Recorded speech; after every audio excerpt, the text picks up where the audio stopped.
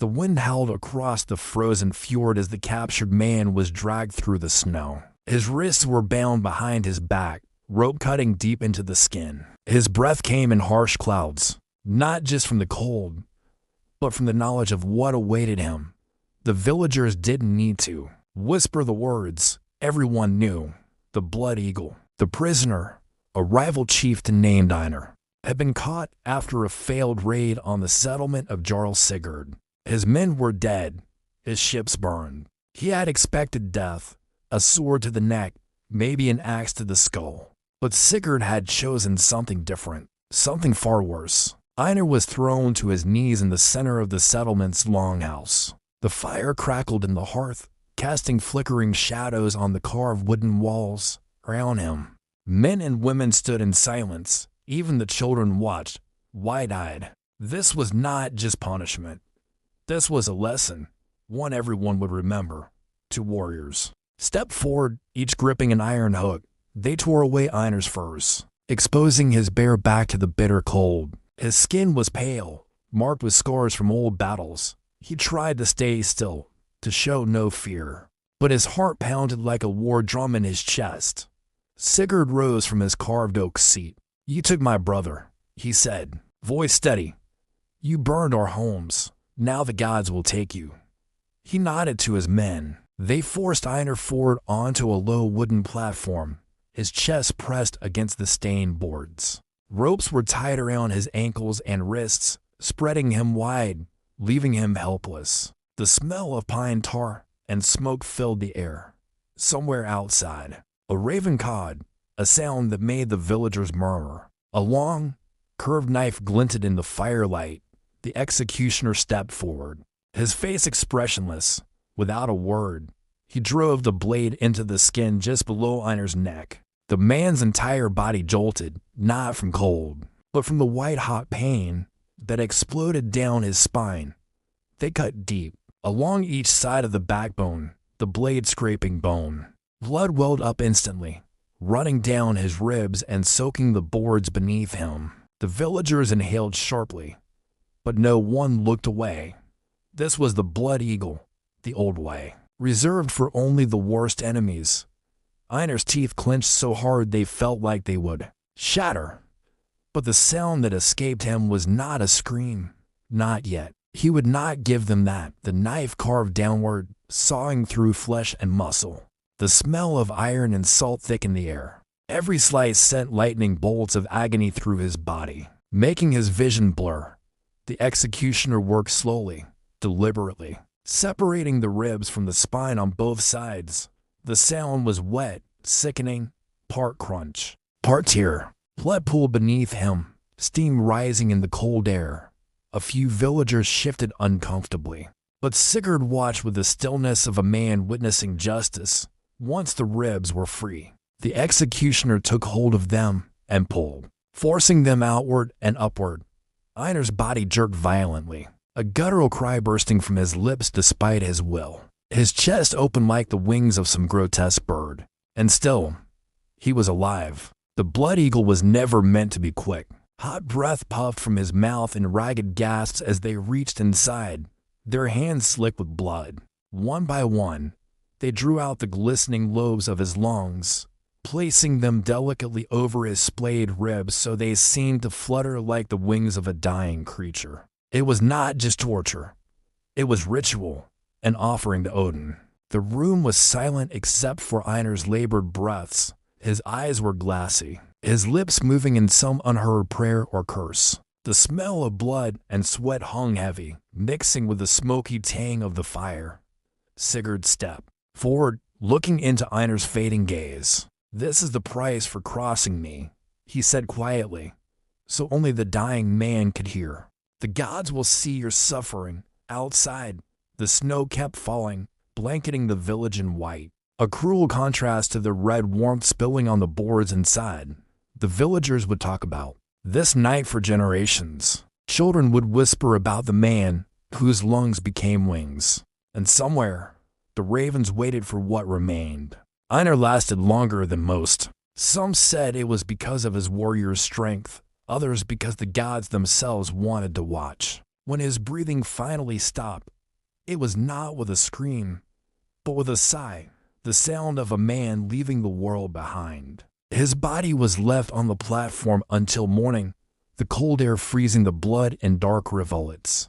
And in the silence that followed, everyone in the village knew the blood eagle had been done the old way, and justice, in its cruelest form, had been served. They say even now, on winter nights when the wind howls down the fjord, you can hear the faint sound of wings in the dark. But they are not the wings of birds. They are the echo of a man's lungs, torn from his body, still fluttering in agony. Long before Einar's final night, the seeds of his doom had been sown. He was not always an enemy of Sigurd the Cruel. In fact, the two had fought side by side under the same banner for many years. They raided together, drank together, and swore oaths before the gods, but among the Norse, loyalty was as fragile as the ice that formed on the fjord, beautiful, but quick to break under pressure.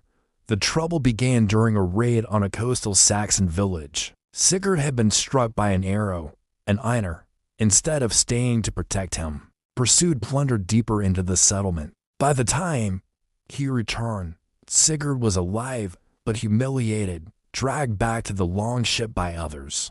This wound to his pride festered far deeper than the arrow wound to his flesh. Rumors began to swirl. In the longhouse, some said Einar had ambitions to challenge Sigurd's rule. Others whispered that he had taken a share of loot greater than his due. To betray a Viking chieftain was no small matter. It was an offense to both man and God. Sigurd's judgment would not be swift, for he wanted it to be remembered. For months, Einar felt the tension tighten around him like a noose. Eyes lingered too long on him during feasts. Old friends avoided sitting near him. Then came the final blow. A skald, likely paid by Sigurd, recited a poem before the gathered warriors, painting Einar as a coward and an oath-breaker. In the Viking world, such shame was almost worse than death. When the snows began to fall, Sigurd summoned Einar under the pretense of discussing a new raid. The truth came when he entered the longhouse and found himself surrounded by armed men. They seized him before his hand could reach his axe, bound in chains. He was thrown into the cold darkness of a storehouse, where he spent 3 days with nothing but frozen water and stale bread. It was there, in the frozen dark, that Einar realized he would not be granted a warrior's death in battle. Sigurd wanted something older, something sacred. And so Einar's thoughts turned to the tales told by the fire in younger days. The stories of the Blood Eagle.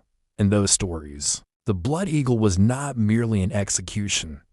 It was a ritual reserved for the worst traitors, those who had broken sacred oaths or murdered kin. The punishment was meant to honor Odin, the Allfather, by offering the victim's last breaths as a gift to the gods. To die this way was to die in disgrace, for the act was as much about humiliation as pain. When they came for him, Einar did not beg. Even bound and weakened, he met Sigurd's gaze without flinching. The procession to the execution site was quiet except for the crunch of boots on snow. Villagers lined the path, some curious, others grim. This was not a spectacle they often saw.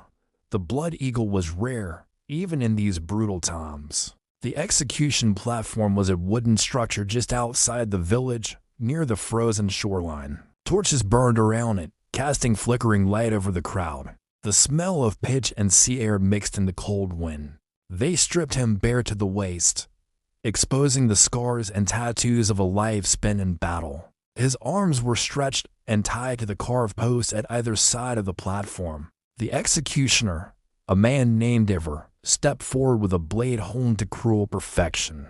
The first cut, Einar barely reacted to. The second drew a sharp breath, and by the third, his jaw was clenched so hard that blood seeped from where he bit his own tongue. Ivar's hands were steadied, each motion deliberate, each slice part of a ritual that had been passed down through generations. As flesh parted and ribs were revealed, the crowd grew silent. Children were ushered away. The only sounds were the gulls crying over the waves and the labored rasp of Einar's breath. The separation of the ribs from the spine was a sound no one forgot.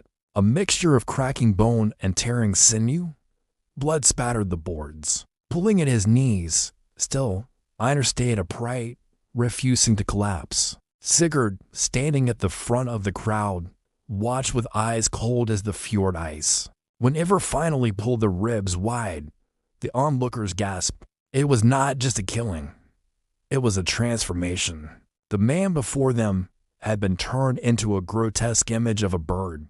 His chest cavity opened to the winter sky. Steam rose from the warmth of his body into the night. Then came the final act. With slow, reverent movements, Ivar reached into the open cavity, his arms disappearing up to the elbows.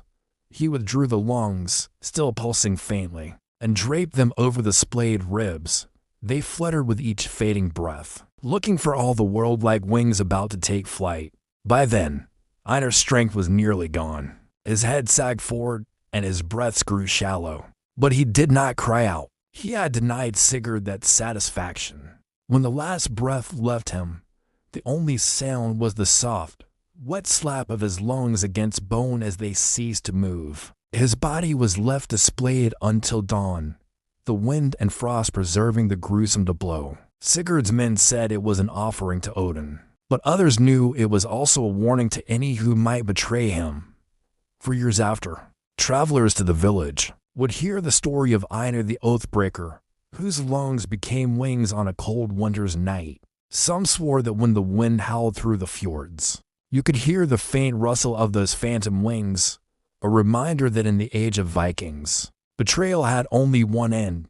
And so, if you ever feel the winter wind clawing at your back, remember, some stories never really end. They just keep breathing in the dark.